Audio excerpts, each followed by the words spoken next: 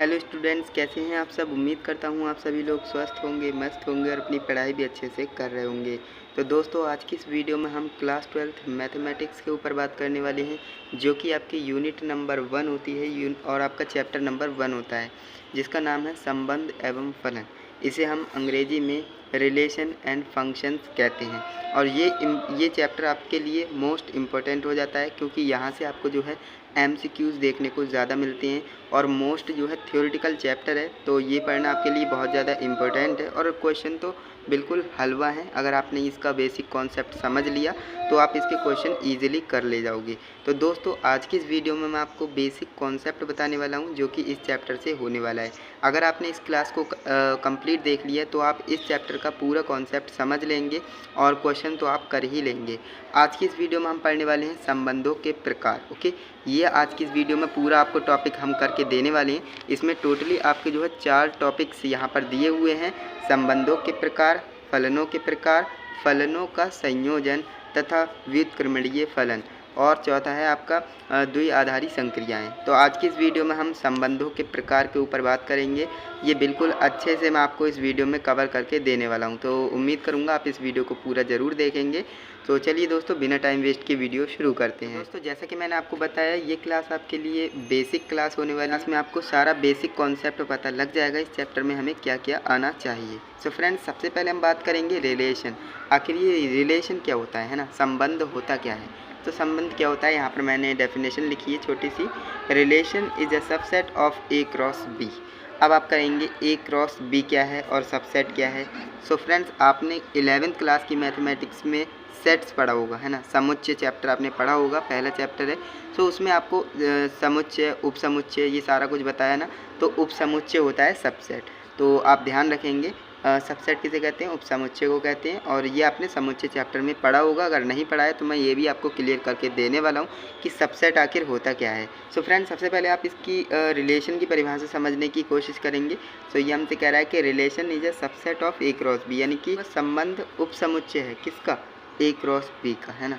तो R is subset of A cross B, ये subset का साइन होता है और ये आपका ए क्रॉस बी होता है और ये आर फॉर रिलेशन। ओके, अब बात करते हैं कि उपसमुच्चय में क्यों बोल रहा हूँ, है ना। तो वो होता क्या है वो समझ लेते हैं। देखिए, यहाँ पर हमारे पास एक समुच्चय, तो आप जानते हैं क्या होता है, इस तरह से ब्रैकेट में इसे लिखा जाता है और संख्याएं लिखी जाती हैं, उसके बीच में हमें कॉमा लगाना पड़ता है। तो ये हमारा क्या हो जाता है, समुच्चय हो जाता है ना। अब ये हमारा ए एक समुच्चय हो गया, बी एक समुच्चय हो गया। इन दोनों को हमने क्या करना है, क्रॉस करना है ना। ए क्रॉस बी निकालेंगे तो आर निकल आएगा, बिल्कुल निकल आएगा, क्योंकि आर क्या है, आर कुछ भी नहीं है, ए क्रॉस बी का सबसेट है। तो इसलिए हम आर निकालेंगे तो ए क्रॉस बी कर लेंगे। ए क्रॉस बी बोले तो उपसमुच्चय। ओके, ध्यान रखेंगे, आर बराबर क्या हो जाएगा, ए क्रॉस बी कर रहे हैं ना, तो ए और बी दोनों को लिख लेंगे। देखिए, दोनों सेम है और यहाँ पर मैंने लिख लिया। अब इनका क्रॉस प्रोडक्ट निकालना है।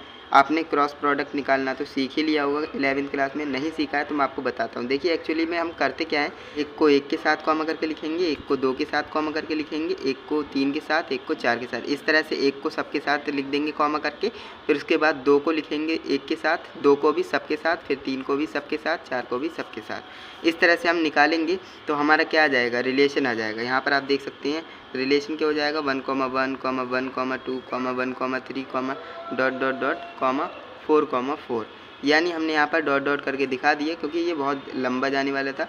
तो हमने यहाँ पर आपको बता दिया किस तरह से हम जो है इसका रिलेशन निकालते हैं, है ना। तो ए क्रॉस बी हमने निकाला, जो कि रिलेशन कहलाएगा, क्योंकि relation is a subset of A cross B. आप इतनी सी डेफिनेशन याद रखेंगे तो आपको क्लियर हो जाएंगी चीज़ें। यहाँ पर आप देख सकते हैं, डायग्राम के थ्रू भी मैंने आपको समझाने की कोशिश करी है। ए हमारे पास समुच्चय है, बी हमारे पास समुच्चय है। ए में हमारे क्या क्या एलिमेंट है, 1 2 3 4, और बी में हमारा क्या क्या एलिमेंट है, 1 4 5 6, है ना। देखिए, 1 का रिलेशन 1 से है, 2 का रिलेशन 4 से है, 3 का रिलेशन 5 से है और 4 का रिलेशन 6 से है। तो ये तो मैंने आपको सिंपली रिलेशन के बारे में बता दिया कि एक्चुअली में रिलेशन होता क्या है और उसकी परिभाषा क्या होती है और उपसमुच्चय क्या होता है, वो सारा कुछ मैंने आपको बताया है। अब बात करते हैं कि रिलेशंस के टाइप कितने होते हैं। तो दोस्तों, अब बात करते हैं टाइप्स ऑफ रिलेशंस, यानी रिलेशंस के कितने प्रकार होते हैं, संबंध के कितने प्रकार होते हैं। तो यहाँ पर आप देखेंगे आपके कॉमनली जो है 5 टाइप्स के रिलेशन होते हैं। कौन कौन से। नंबर 1 आपको होता है तत्समक संबंध, जिसे हम आइडेंटिटी रिलेशन कहते हैं। नंबर 2 आपका होता है स्वतुल्य संबंध, जिसे हम रिफ्लेक्सिव रिलेशन कहते हैं। और नंबर आपका 3 होता है सममित संबंध, जिसे हम सिमेट्रिक रिलेशन कहते हैं। और नंबर 4 आपका होता है संक्रामक संबंध, जिसे हम ट्रांजिटिव रिलेशन कहते हैं। और नंबर 5 आपका होता है तुल्यता संबंध, जिसे हम इक्विवेलेंस रिलेशन कहते हैं। तो ये आपको पता लग गया कि रिलेशन कितने प्रकार के होते हैं। अब हम एक एक प्रकार के बारे में बिल्कुल डीपली एनालिसिस करेंगे। तो यहाँ पर आप देखिए, यहाँ पर मैं नंबर 1 को ले लेता हूँ। नंबर 1 हमारा है तत्समक संबंध, यानी आइडेंटिटी रिलेशन। क्या होता है फ्रेंड्स, अगर आप हिंदी मीडियम से हो या फिर इंग्लिश मीडियम से हो तो ये वीडियो आपके दोनों के लिए होने वाली है। क्यों? क्योंकि यहाँ पर आप देख सकते हैं हिंदी मीडियम की डेफिनेशन यहाँ पर मैंने कुछ लिखी है, और इंग्लिश मीडियम के स्टूडेंट्स के लिए भी मैंने यहाँ पर जो डेफिनेशन है वो लिख कर रखी है, जिससे कि आपको कन्फ्यूजन क्रिएट ना हो। तो यहाँ पर आप देखेंगे तत्समक संबंध क्या होता है। तो तत्समक संबंध की सबसे पहले हम परिभाषा को पढ़ेंगे कि परिभाषा हमसे क्या कहना चाहती है। देखिए, परिभाषा हमसे कहती है कि एक संबंध तत्समक संबंध तभी कहलाएगा जब समुच्चय का एक अवयव केवल खुद से संबंध रखता हो। ये हमसे क्या कहना चाह रहा है, ध्यान से समझेंगे। देखिए, एक संबंध तत्समक संबंध तभी कहलाएगा जब समुच्चय का एक अवयव केवल खुद से संबंध रखता हो। यहाँ पर जो आपको केवल दिख रहा है ना, ये काफ़ी ज़्यादा रोल प्ले कर रहा है। यहाँ पर क्या प्ले कर रहा है मैं आपको बताऊँगा। तो यहाँ पर आप देखिए, सबसे पहले इंग्लिश में भी पढ़ लेते हैं आइडेंटिटी रिलेशन, जो कि है a relation on set A is identity if every element of A related to itself only यहाँ पर बहुत बड़ा रोल प्ले कर रहा है। कैसे? जब आप स्वतुल्य संबंध पढ़ेंगे तो आपको ये क्लियर हो जाएगा। तो यहाँ पर आप देखिए, एग्जाम्पल हमने लिया है, ये क्या है, रिलेशन है 1, 1, 1, 2, 2, 3, 3। ये हमारे पास क्या है, रिलेशन है। तो ये हमसे कुछ इस तरह से, देखिए गणितीय भाषा में आपको लिखना है ना, तो कुछ इस तरह से लिखेंगे।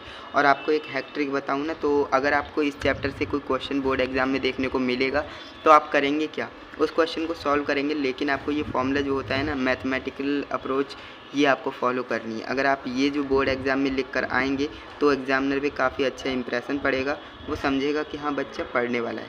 क्योंकि ये जो है मैथमेटिकल लैंग्वेज होती है, हिंदी में भी आप लिख सकते हो, और हिंदी में ना लिख कर आप कुछ इस तरह से लिखेंगे ना तो ज़्यादा बेटर रहेगा मैथमेटिकल लैंग्वेज में, है ना। तो देखिए, हमसे कहता है कि इसे पढ़ने का तरीका क्या होता है, A, belongs to R only for all values of A belongs to A।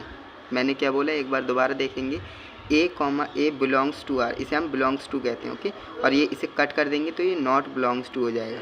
तो A, belongs to R only for all values of, इसका मतलब होता है फॉर ऑल वैल्यूज़ ऑफ, यानी सभी मानों के लिए, है ना। For all values of A belongs to A। समझ गए, बिल्कुल समझ गए होंगे, इसमें कोई कठिन बात नहीं थी। एंड इसके बाद एक नोट मैंने लिख रखा है, नोट काफ़ी इंपॉर्टेंट है आपके लिए, देखेंगे नोट को अच्छे से। नोट हमसे कह रहा है कि तत्समक संबंध केवल एक ही होता है, यानी तत्समक संबंध केवल एक ही होता है, ये आप ध्यान रखेंगे। तो फ्रेंड्स, अभी आपने तत्समक संबंध को पढ़ लिया है, अब मैं आपको स्वतुल्य संबंध पढ़ाऊंगा, तो आपको ये डाउट क्लियर हो जाएगा कि मैंने यहाँ पर ये क्यों बोला था कि केवल यहाँ पर बहुत बड़ा रोल प्ले कर रहा है। बट उससे पहले मैं आपको यहाँ पर कुछ डायग्राम से समझा देता हूँ। देखिए, डायग्राम में हमें आर रिलेशन बोला है, R such that A to A क्यों बोलते हैं, देखिए रिलेशन आप जो है A से A में ही पढ़ेंगे। कैसे पढ़ेंगे, यहाँ पर देखिए, ये आपके पास A है, समुच्चय है, और एक आपके पास ये A समुच्चय है। तो यहाँ पर जो है एक का 1 से संबंध है, 2 का 2 से संबंध है, 3 का 3 से संबंध है ना। तो वही मैंने यहाँ पर लिखा है, देखिए 1 का 1 से संबंध है, 2 का 2 से संबंध है, 3 का 3 से संबंध है। तो ये आपने समझ लिया। अब बात करते हैं स्वतुल्य संबंध आखिर होता क्या है। तो फ्रेंड्स, यहाँ पर आप देख सकते हैं स्वतुल्य संबंध। आखिर ये स्वतुल्य संबंध क्या होता है ना, तो सबसे पहले हम इसकी परिभाषा को पढ़ते हैं। एक संबंध स्वतुल्य संबंध तभी कहलाएगा जब समुच्चय का एक अवयव खुद से संबंध रखता हो। अब आप थोड़ा सा इस डेफिनेशन को एनालाइज करेंगे तो आप कहेंगे ये डेफिनेशन बिल्कुल पहले वाली डेफिनेशन की तरह है, लेकिन पहले वाली डेफिनेशन में केवल था और यहाँ पर केवल नहीं है। पहले वाली डेफिनेशन कुछ इस तरह से थी, एक संबंध तत्समक संबंध तभी कहलाएगा जब समुच्चय का एक अवयव केवल खुद से संबंध रखता हो। देखिए, यहाँ पर केवल आया था ना, और इसमें केवल नहीं आएगा। देखिए, एक संबंध स्वतुल्य संबंध तभी कहलाएगा जब समुच्चय का एक अवयव खुद से संबंध रखता हो, यानी उसमें केवल बोला था ना, तो इसका मतलब था केवल एक से, यानी केवल अपने आप से ही संबंध रखता हो, है ना। और इसमें बोला है अवयव खुद से संबंध रखता हो, इसका मतलब ये है कि खुद से तो रखेगा और साथ ही साथ दूसरों से भी संबंध रख सकता है। तो जैसा कि यहाँ पर डायग्राम में बताया, देखिए वही वाले समुच्चय हैं ये दोनों। और इसमें था क्या, पहले वाले तत्समक संबंध में ये होता है कि कोई भी एक अवयव खुद से संबंध रखेगा, एक से ही रखेगा, दो से नहीं रख सकता, वो हमारा तत्समक होता है। लेकिन स्वतुल्य संबंध में हमें ये बोला जाता है कि समुच्चय का एक अवयव खुद से संबंध रखता हो। उसे सिर्फ ये मतलब है कि खुद से संबंध रखता हो। देखिए एक से रख रहा है, दो से रख रहा है, तीन से रख रहा है। लेकिन इसमें ये नहीं बोला था कि केवल खुद से रखता हो, है ना, तो वो दूसरे से भी रख सकता है। देखिए एक का दो से भी रिलेशन है, दो का तीन से भी रिलेशन है। तो इस तरह से जो है ये आपको समझना होता है तत्समक और स्वतुल्य। ये थोड़ा सा डिफरेंस होता है दोनों में, मैंने आपको समझा दिया है, आई होप आप समझ गए होंगे। अब यहाँ पर आप देखिए रिफ्लेक्सिव रिलेशन, यानी इसी को हम रिफ्लेक्सिव रिलेशन कहते हैं। और इसकी इंग्लिश में डेफिनेशन पढ़ लेते हैं। A relation on set A is reflexive if every element of set related to itself, है ना। तो ये आपसे जो है परिभाषा कहती है, आपने पढ़ लिया होगा। एंड यहाँ पर देखिए इसको हम इस तरह से कैसे लिखेंगे, है ना, समुच्चय निर्माण विधि में। अब यहाँ पर आप देखिए एक का एक से रिलेशन है, कॉमा लगाएंगे, दो का दो से है, दो का दो से है, तीन का तीन से है। लेकिन यहाँ पर देखिए एक का दो से भी है, तो एक का दो से और दो का तीन से भी है, तो हमने इस तरह से लिख दिया। ये ब्रैकेट लगाना ज़रूरी है, आप ध्यान रखेंगे, अगर ये ब्रैकेट नहीं लगाएंगे तो गड़बड़ हो जाएगी। अब यहाँ पर देखिए मैंने जैसे आपको बताया था कि आपको मैथमेटिकल लैंग्वेज में लिखना है, ठीक उसी प्रकार आपको यहाँ पर भी है। यानी 5 रिलेशन के टाइप हैं, तो पाँचों में आपको मैथमेटिकल एक फॉर्मूला मिलेगा, आपको उसे जो है फॉलो करना पड़ेगा। देखिए पढ़ना कैसे, मैंने आपको बताया था A, belongs to R for all values of A, belongs to A। इस तरह से आपको पढ़ना होता है। इसका मतलब होता है फॉर ऑल वैल्यूज़ ऑफ, और इसका मतलब होता है बिलोंग्स टू, है ना, और काट देंगे तो नॉट बिलोंग्स टू। इसका मतलब होता है कि A, belongs to R for all values of A, belongs to A, capital A. Okay, आप याद रखेंगे, ध्यान देंगे। यहाँ पर स्मॉल ए और कैपिटल ए में क्या डिफरेंस है मैं आपको बताता हूँ। स्मॉल ए आपका एलिमेंट है, अवयव है, और आपका जो कैपिटल ए है वो समुच्चय है। ध्यान रखेंगे इस बात का। ओके, सो फ्रेंड्स इसके बाद हम एक नोट पढ़ लेते हैं। नोट काफ़ी इंपॉर्टेंट है। प्रत्येक तत्समक संबंध स्वतुल्य संबंध होता है, यानी तत्समक संबंध केवल एक ही होता है, और आपका जो तत्समक संबंध है, प्रत्येक तत्समक संबंध स्वतुल्य संबंध होता है। ये आपको याद रखना है। नेक्स्ट हमारा है थर्ड नंबर टाइप, जो कि है सममित संबंध, है ना। तो दोस्तों सममित संबंध किसे कहते हैं? जो संबंध ए और बी में है, यदि वह संबंध बी और ए में हो तो वह संबंध सममित कहलाएगा। इसका क्या मतलब है, समझते हैं। देखिए, जो संबंध ए और बी में है, यदि वही संबंध बी और ए में हो तो वह संबंध सममित कहलाएगा। यानी यहाँ पर आप समझने की कोशिश करेंगे, एक समुच्चय ए है, ये भी हमारा ए समुच्चय है, रिलेशन है ए से ए में, है ना।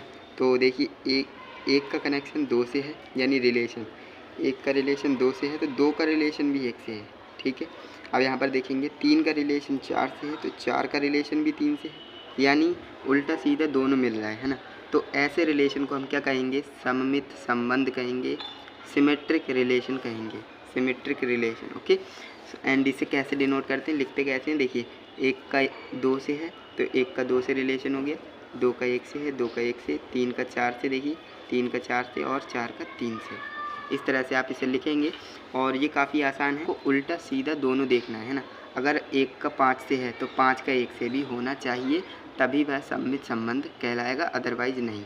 अब यहाँ पर आप देखेंगे मैथमेटिकल लैंग्वेज में कैसे लिखेंगे इसको। A, B belongs to R and B, A belongs to R for all values of A, B belongs to A। इसका मतलब ये हुआ कि हमारे पास A, B है, यानी बिलोंग्स करता है रिलेशन को, तो B, A भी बिलोंग करना चाहिए रिलेशन को। आप समझ गए? यानी A, B है तो B, A भी मिलना चाहिए। अगर ऐसा है तो वो जो है हमारा क्या कहलाएगा? सिमेट्रिक रिलेशन, यानी सममित संबंध कहलाएगा। इसका मतलब क्या हुआ? देखिए, ये हमारा एंड यानी और का सिंबल होता है, और ये हमारा समुच्चय है, ये हमारे एलिमेंट है। तो मैंने आपको पढ़ना बता ही दिया। A, B belongs to R and B, A belongs to R for all values of A, B belongs to A। आप समझ गए? चलिए अब हम पढ़ लेते हैं नेक्स्ट टाइप को, जो कि हमारा होने वाला है फोर्थ टाइप। सो फ्रेंड्स, हमारा नेक्स्ट टाइप है संक्रामक संबंध, है ना। ट्रांजिटिव रिलेशन किसे कहते हैं, तो इसे पढ़ लेते हैं। देखिए, यदि कोई संबंध A व B में है और वही संबंध बी व सी में हो तो वही संबंध ए व सी में हो जाए तो वह संबंध संक्रामक संबंध कहलाएगा। मुझे पता है आपको ये समझ में नहीं आया होगा, तो मैं समझाऊंगा, ज़रूर आपको समझ में आएगा। तो यहाँ पर आप देखेंगे ए आपके पास समुच्चय है, दोनों ए समुच्चय हैं, रिलेशन है ए से ए में। तो यहाँ पर आप देखेंगे कि एक का रिलेशन किससे है, 4 से है, एक का रिलेशन किससे है, 2 से है, एक का रिलेशन किससे है, 3 से है। ठीक, अब यहाँ पर आप देखेंगे 2 का रिलेशन किससे है, 3 से है, 2 का रिलेशन किससे है, 4 से है, और यहाँ पर आप देखेंगे 3 का रिलेशन 4 से है, यहाँ पर 4 और एक यहाँ पर एक छूट गया है ना। तो यहाँ पर आप एग्जाम्पल देखेंगे कुछ इस तरह से लिखेंगे, 1,2 हो जाएगा, 2,3 हो जाएगा, 1,3 हो जाएगा, 3,4 हो जाएगा, एंड इसके बाद क्या हो जाएगा 1,4 और 2,4। ये हमारा हो गया। इसको हमने कुछ इस तरह से लिख लिया। लेकिन यहाँ पर ध्यान देंगे, मैंने क्या बोला था कि ए व बी में कोई संबंध है तो बी और सी में भी होना चाहिए, और ऐसा है तो ए और सी में भी होना चाहिए। देखिए यहाँ पर आप देखेंगे 1,2 है तो 2 से शुरू होने वाला कोई है, तो यहाँ पर आप कहेंगे बिल्कुल है। देखिए 1,2 है तो 2,3 भी है। ठीक, अब जब 1,2 है तो 2,3 है, तो 2 से 2 हटा दो, 1,3 बचा, 1,3 है क्या, तो आप कहेंगे बिल्कुल है 1,3। तो इसका मतलब क्या है, ये संक्रामक संबंध है। यानी आपको एक बात ध्यान देनी है कि ए का बी से संबंध है और बी का सी से है, तो बी से बी को हटाया, बचा के ए सी है ना, तो ए का सी से भी संबंध होना चाहिए, तभी वह जो है संक्रामक संबंध कहलाएगा, अदरवाइज नहीं। तो यहाँ पर आप देखेंगे पहला तो पास हो गया है ना, ये वाला हमने चेक कर लिया। अभी बात करते हैं इसकी। देखिए 2,3 है, 3 से शुरू होने वाला कोई है यहाँ पर आप देख सकते हैं 3 से शुरू होने वाला ये है। 2,3 है, 3,4 है, 3 से 3 गया है, 2,4 देखना है, 2,4 है क्या, तो आप कहेंगे बिल्कुल है, यानी कि ये भी हमारा ठीक है, पास हो गया। अब देखिए नेक्स्ट हमारा है 1,3। 1,3 है, 3 से शुरू होने वाला ये है। देखिए 1,3, 3,4, 3 से 3 गया, 1,4 है क्या, तो आप कहेंगे बिल्कुल है, यानी ये भी हमारा पास हो गया। इस तरह से आपको सभी को चेक करना होगा, अगर ऐसा है तो वो जो है संक्रामक संबंध होगा, अदरवाइज नहीं होगा। इस तरह से आप जो है इसे समझ सकते हैं, है ना। अब बात करते हैं इसकी मैथमेटिकल अप्रोच की। मैथमेटिकल कैसे लिखेंगे आप इसको लैंग्वेज में, तो देखिए A, B belongs to R and B, C belongs to R, A, C belongs to R। यहाँ पर आप ध्यान देंगे A, B belongs to R है और B, C belongs to R है, तो A, C belongs to R होना चाहिए। ओके, अगर ऐसा नहीं है तो वो संक्रामक नहीं होगा। अगर ऐसा भी है तो for all values of A, B, C belongs to A। इस तरह से आप लिखेंगे।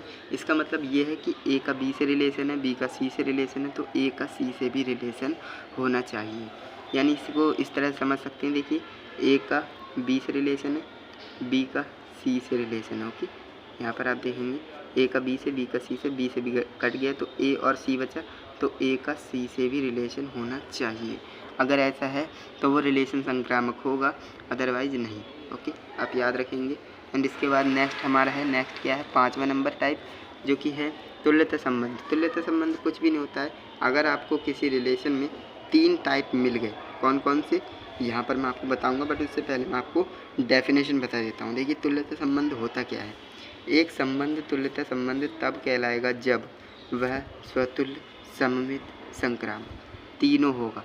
ध्यान देंगे, मैंने आपको बोला था कि तुल्यता संबंध में आपको कोई रिलेशन चेक करना है और उसमें आपको देखना है कि कोई रिलेशन अगर तीनों है, यानी स्वतुल्य है, सममित है, संक्रामक है, स्वतुल्य भी है, सममित भी है, संक्रामक भी है, तो वो इक्विवेलेंस रिलेशन कहलाएगा, यानी कि तुल्यता संबंध कहलाएगा। कैसे चेक करना है चलिए देखते हैं। यहाँ पर आप देखेंगे इस पे रिलेटेड काफ़ी क्वेश्चन बनते हैं। तुल्यता संबंध से रिलेटेड ज़्यादा क्वेश्चन पूछे जाते हैं क्योंकि उसमें तीनों कवर हो जाते हैं, ना। तो आप ध्यान देंगे, इससे रिलेटेड आपको जो है क्वेश्चन देखने को मिल सकता है बोर्ड एग्जाम में। हमारे पास ए टू ए रिलेशन है। देखिए एक का 1 से है, एक का 2 से है और एक का 3 से है। अब देखिए 2 का 1 से है, 2 का 2 से है, 2 का 3 से है, 3 का 1 से है और 3 का 3 से है। ठीक, अब यहाँ पर आप ध्यान देंगे, ये हमने रिलेशन समझ लिए, इसको कुछ एग्जाम्पल से इस तरह से लिख सकते हैं। यहाँ पर मैं आपको समझाता हूँ। इसको कुछ इस तरह से लिख सकते हैं 1,1 2,2 इस तरह से हमने लिखा है इसको, और कुछ भी नहीं। अब इसमें हमें जो है चेक करना है, मेन चीज़ आपके लिए ये है, इसमें आपको तीनों प्रॉपर्टीज़ को चेक करना होगा जो कि इसकी होती है। यानी सबसे पहले हम स्वतुल्य संबंध चेक करेंगे। स्वतुल्य संबंध क्या होता है, यानी 1 का 1 से, 2 का 2 से, 3 का 3 से। अब देखिए 1 2 3 3 एलिमेंट है, तो यानी कि 1 है तो इसका 1 से ही होना चाहिए, 2 है तो इसका 2 से होना चाहिए, 3 है तो 3 है। यानी कि किसी समुच्चय में एक अवयव का खुद से संबंध होना चाहिए, ऐसा बोला जाता है किसमें, स्वतुल्य संबंध में। यहाँ पर तत्समक संबंध की बात नहीं हो रही है, ध्यान देंगे। आपको 3 संबंध चेक करने होंगे, स्वतुल्य संबंध, सम्मित संबंध और संक्रामक संबंध। ये दो तो जो है ज़्यादातर स्टूडेंट चेक कर ही लेते हैं, लेकिन तीसरे वाले में उनकी गाड़ी अटक जाती है। लेकिन मैं आपको बताऊंगा इसे आपको कैसे चेक करना होता है। देखिए पहला वाला तो पास हो रहा है, 1 का 1 से है, 2 का 2 से है, 3 का 3 से है। ओके, अब यहाँ पर देखिए यानी स्वतुल्य तो है, इतनी तो बात पक्की है कि स्वतुल्य तो ये संबंध है। अब सम्मित की बात कर रहे हैं। सम्मित संबंध हमसे क्या कहता है कि अगर ए का बी से रिलेशन है तो बी का ए से भी मिलना चाहिए, उल्टा सीधा दोनों होना चाहिए। अब देखिए इन्हें तो आप छोड़ ही दिया करें क्योंकि इसमें तो होता ही है। देखिए स्वतुल्य है तो वो सम्मित तो है ही। देखिए 1 का 1 से है तो 1 का 1 से है, 2 का 2 से है ना, तो इसको आप हटा देंगे। अब यहाँ पर देखेंगे 1 का 2 से है तो क्या 2 का 1 से है, तो आप कहेंगे बिल्कुल है, 2 का 1 से। अब देखिए 1 का 3 से है, 3 का 1 से है, तो आप कहेंगे बिल्कुल है। अब देखिए 2 का 3 से है लेकिन 3 का 2 से है क्या, तो आप कहेंगे 3 का 2 से तो नहीं है, तो इसीलिए ये जो है सम्मित संबंध नहीं हो पाएगा क्योंकि इसकी प्रॉपर्टीज़ तो पास ही नहीं कर रहा है ये। क्योंकि मैंने आपको बोला था कि आपको 1 का 2 से मिल रहा है तो 2 का 1 से भी मिलना चाहिए, यानी उल्टा सीधा दोनों होना चाहिए। तो यहाँ पर देखिए 1 का 2 से था तो 2 का 1 से था, 1 का 3 से था तो 3 का 1 से था, 2 का 3 से है लेकिन 3 का 2 से नहीं है, आप देख सकते हैं। तो इसलिए ये सम्मित तो होगा ही नहीं। अब बात करते हैं संक्रामक संबंध। संक्रामक है क्या, चलिए चेक करते हैं। देखिए इन्हें आप इग्नोर करा करें। अब देखिए 1 का 2 से है तो 2 का 1 से है, तो 1 का 1 से होगा, यानी 2 से 2 कट गया तो 1,1 है, बिल्कुल है, यानी ये पास हो गया। अब देखिए 2 का 1 से है, ठीक, 2 का 1 से है, 1 का 3 से है, ठीक, तो 1 से 1 कट गया, 2,3 देखो 2,3 है, बिल्कुल है, ये भी पास हो गया, ये भी पास हो गया। अब 1,3 है, 3 से शुरू होने वाला ये है, 3 से 3 कटा, 1,1 है, यानी ये भी पास हो गया। देखिए 3,1 है। अब 3,1 है तो 1 से शुरू होने वाला कोई है, ये है, तो 1 को 1 से हटाया, 3,3 भी है, यानी ये भी पास हो गया। 2,3 है और 3 से शुरू होने वाला कोई है, 3 से शुरू होने वाला ये है ना, तो यहाँ पर आप देखेंगे 3 से 3 घटे, 2,1 है, बिल्कुल है, यानी ये भी पास हो गया। अब आप ध्यान देंगे स्वतुल्य संबंध और संक्रामक संबंध दोनों फॉलो हो गए, लेकिन सम्मित संबंध ये नहीं था, इसलिए ये तुल्यता संबंध नहीं होगा। क्यों? क्योंकि हमने परिभाषा में बोला था एक संबंध तुल्यता संबंध तभी कहलाएगा जब वह स्वतुल्य, सममित और संक्रामक तीनों होगा। तीनों में से कोई एक भी अगर नहीं है तो वो तुल्यता ही संबंध नहीं है। ध्यान देंगे, तीनों अगर है तभी वो तुल्यता संबंध है, अगर एक भी नहीं है तो वो तुल्यता संबंध नहीं होगा, ध्यान देंगे, है ना। तो आप समझ गए होंगे कि किस तरह से हम जो है तुल्यता संबंध को डिफ़ाइन करते हैं। सो आई होप आपको ये वीडियो अच्छी लगी होगी। आज की इस वीडियो में हमने 5 टाइप्स यानी बेसिक कॉन्सेप्ट इस वीडियो में अच्छे से कवर किया है, और मैं उम्मीद करता हूँ कि आपको इस क्लास से ज़रूर बहुत कुछ सीखने को मिला होगा। अगर आपको क्लास अच्छी लगी है तो वीडियो को लाइक कीजिएगा, एंड कोई डाउट हो तो आप कमेंट भी ज़रूर कीजिएगा। चैनल पे नए हो तो सब्सक्राइब हो जाना, क्योंकि इस चैनल पर आपको क्लास 10, 12 की वीडियोज़ मिलती रहती हैं, जिससे कि आप अपने बोर्ड एग्ज़ाम की प्रिपरेशन कर सकते हो बिल्कुल फ्री ऑफ कॉस्ट। तो चलिए दोस्तों, मिलते हैं नेक्स्ट इंटरेस्टिंग वीडियो के साथ, तब तक के लिए जय हिंद, वंदे मातरम।